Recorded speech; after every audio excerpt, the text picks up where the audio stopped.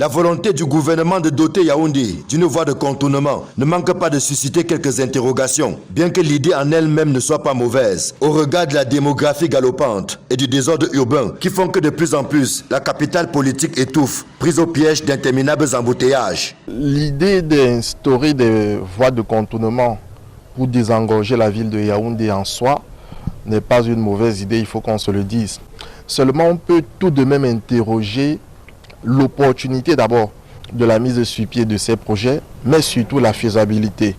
Parce qu'aujourd'hui, pour ceux qui circulent dans la ville de Yaoundé, ils se rendent bien compte que toutes les artères de la ville ne sont pas goudronnées. Quand vous prenez la route par exemple qui va à Mimoman, elle est catastrophique. Vous prenez la route même qui passe devant le palais présidentiel, il y a des nids de poules. Toutes les rues de Yaoundé ne sont déjà pas en soi réflexionnées. Donc aujourd'hui, engager un chantier des voies de contournement, alors qu'on sait que déjà les routes internes même de la ville de Yaoundé ne sont pas bien faites, en soi pose déjà problème. Il y a d'abord le coût total du projet, 1264 milliards pour construire le réseau routier, puis les 4 pôles de développement urbain. Dans un contexte difficile où le gouvernement peine déjà à financer certains projets ou à mobiliser ses fonds de contrepartie, faute de moyens, il y a lieu de se demander pour le cas d'espèce comment ces ressources seront-elles mobilisées, malgré la main tendue aux bailleurs de fonds, ce d'autant que le Cameroun n'attendra pas tous deux, les multiples expériences passées ou en cours, n'étant pas toujours du goût de ces bailleurs. La question qu'on se pose, vu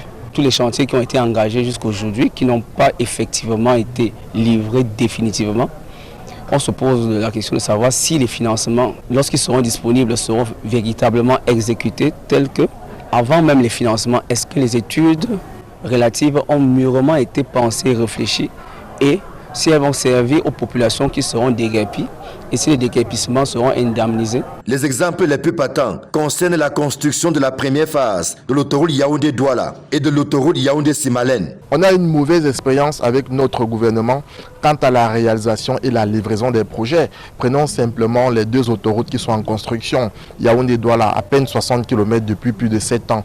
On prend l'autoroute Yaoundé-Simalène, on est presque à 12 ans de construction. Que dit du stade Olembe qui 10 ans après la pose de la première pierre est toujours en chantier, bien qu'ayant abrité la récente Coupe d'Afrique des Nations de football.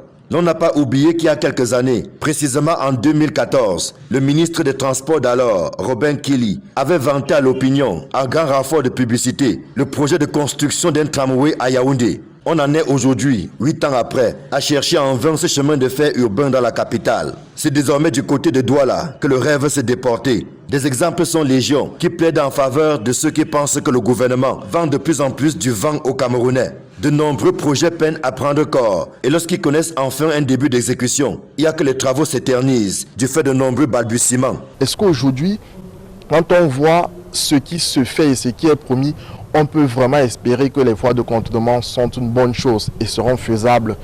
C'est difficile d'être affirmatif. On a toutes les raisons d'être sceptiques. En d'autres termes, nous attendons de voir pour croire.